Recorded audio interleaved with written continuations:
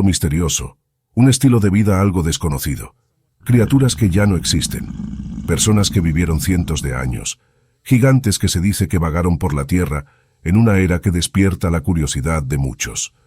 Por supuesto, estamos hablando de la era prediluviana.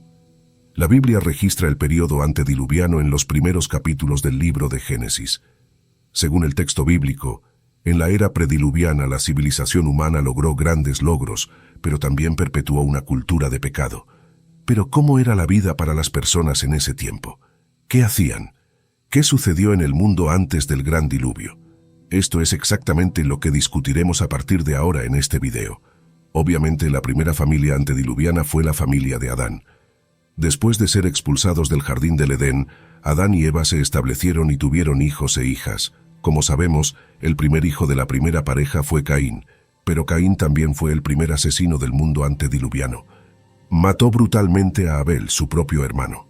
Después de su terrible pecado, Caín recibió una marca de Dios y construyó una ciudad en la tierra de Nod. Caín nombró esta ciudad en honor a su primer hijo, Enoc. Esta ciudad antediluviana es la primera ciudad mencionada en la Biblia. Contrario a lo que afirman las teorías extrabíblicas, la Escritura explica claramente que el hombre fue creado por Dios como un ser racional y moralmente capaz. Esto significa que, aunque el hombre experimenta una especie de evolución intelectual a medida que adquiere conocimientos y desarrolla nuevas tecnologías, no hubo un proceso evolutivo como especie, como argumentan algunas tesis científicas. Esto se hace muy claro cuando miramos los relatos bíblicos del período antediluviano. Como se mencionó, Caín, el primer ser humano en nacer en la tierra, tenía el desarrollo suficiente para construir una ciudad. Sus descendientes, a su vez, fueron responsables de grandes invenciones. Con Jabal, Jubal y Tubal-Caín, la sociedad antediluviana aprendió a vivir en tiendas de campaña, a criar rebaños de ganado, a desarrollar las artes con el uso de instrumentos musicales y a forjar herramientas trabajando con cobre y hierro. Más tarde, en tiempos de Noé, la Biblia muestra cómo ya tenía la capacidad y los recursos necesarios para construir un gran arca según las instrucciones divinas. Por lo tanto, aunque la Biblia no proporciona muchos detalles sobre este periodo, está claro que hubo un fuerte desarrollo tecnológico y cultural en el mundo antediluviano. Muchas personas se preguntan sobre la duración de la era prediluviana, pero la Biblia permanece en silencio sobre este tema. Sin embargo, numerosos académicos sugieren que el lapso de tiempo desde la creación del mundo hasta el diluvio podría haber sido más largo que el resto de la historia bíblica. Se han hecho intentos para fechar este periodo, pero todos han resultado inconclusos. De hecho, la única fuente que proporciona alguna información cronológica sobre la era prediluviana es la lista genealógica en el capítulo 5 de Génesis. Sin embargo, es improbable que uno pueda establecer fechas exactas a partir de este registro, simplemente porque ese no es su propósito previsto. Las genealogías bíblicas están más preocupadas por establecer linajes que por definir datos cronológicos.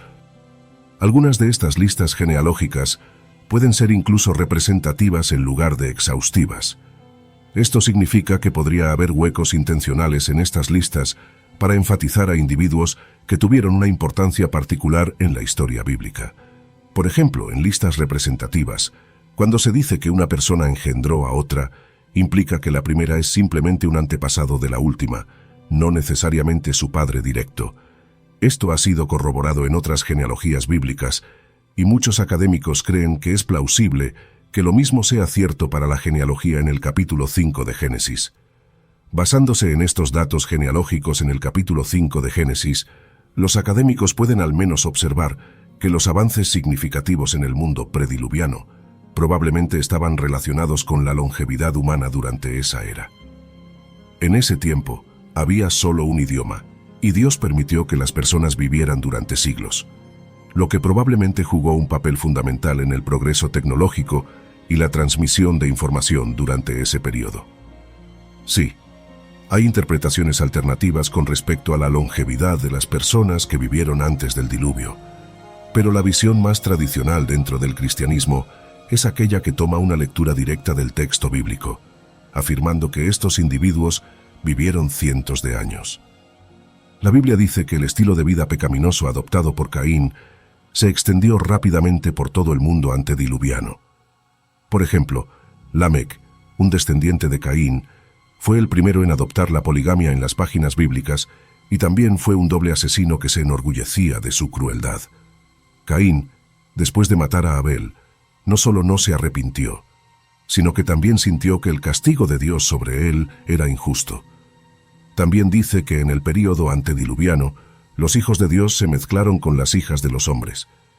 Es cierto que algunos intérpretes argumentan que esto significaba una mezcla entre seres espirituales y humanos. En otras palabras, supuestamente ángeles caídos tuvieron relaciones con mujeres en la tierra.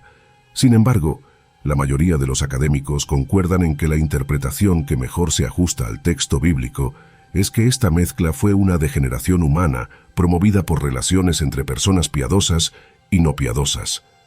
De modo que rápidamente la impiedad prevaleció y caracterizó a toda la civilización.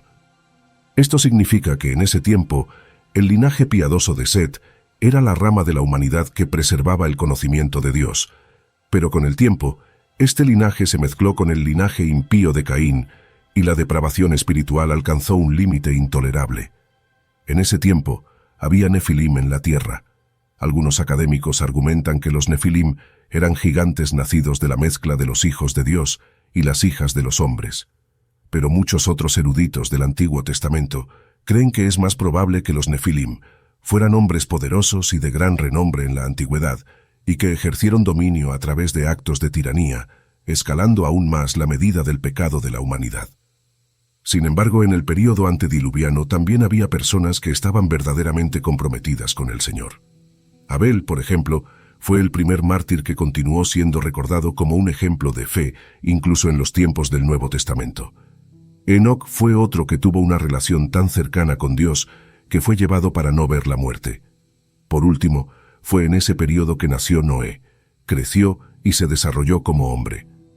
Pero en los últimos años del período antediluviano, Noé fue la rara excepción de una persona que continuó temiendo al Señor. La Biblia dice que su familia fue la única que se salvó cuando la paciencia de Dios encontró la depravación general de esa civilización intolerable. Y así, el período antediluviano terminó con el derramamiento de la ira de Dios y la destrucción de la tierra. La situación era tan complicada, la maldad estaba a un nivel tan alto que el escritor bíblico registra el descontento de Dios con la humanidad a través de la figura del arrepentimiento, diciendo que Dios se había arrepentido de haber creado al hombre. En el Nuevo Testamento, el apóstol Pedro, en su segunda epístola, en el capítulo 3 y versículo 6, registra el fin de la historia antediluviana diciendo lo siguiente: por estas aguas, también el mundo de aquel tiempo fue inundado y destruido. Pero todo lo que ocurrió en ese tiempo sirve como advertencia para nosotros. Esto es porque el mismo Señor Jesucristo dijo que en los últimos días de la era presente, el estilo de vida prediluviano se repetirá. Todos vivirán según su propia voluntad, sus propios deseos, festejando, celebrando, relacionándose. Pero todos estarán demasiado ocupados para atender el llamado de Dios al arrepentimiento. Entonces, al igual que lo que sucedió con la generación antediluviana, la gente solo recapacitará cuando el juicio de Dios sea derramado sin oportunidad para que nadie pueda volverse atrás. De hecho, Jesús ilustró este momento diciendo que, al igual que en el mundo prediluviano los impíos fueron arrastrados por las aguas del diluvio, en los días finales, los no arrepentidos también serán apartados de este mundo por el juicio de Dios. Esto, por lo tanto, es un llamado urgente a la humanidad. La Biblia no pinta una imagen del mundo antediluviano para satisfacer nuestra curiosidad sobre tiempos antiguos, sino como un recordatorio contundente de que un estilo de vida caracterizado por ignorar los estándares de Dios y entregarse al pecado inevitablemente conducirá al juicio divino. Las paralelas entre el mundo antediluviano y nuestra era actual deberían servirnos de advertencia. Este es el momento de dirigir nuestra atención hacia Dios, de arrepentirnos de nuestros pecados y de buscar su gracia y perdón. En conclusión, el mundo prediluviano fue un periodo único en la historia humana. Estuvo marcado por un desarrollo tecnológico y cultural significativo, pero también se caracterizó por una gran pecaminosidad y rebelión contra Dios. Al final, sirvió como una fuerte advertencia para las futuras generaciones. Su abrupto fin en un catastrófico diluvio ilustra la seriedad del juicio divino y la urgencia del arrepentimiento humano. Por lo tanto, es crucial que permanezcamos alerta y preparados, viviendo nuestras vidas en obediencia a Dios y esperando con ansias el regreso de Cristo.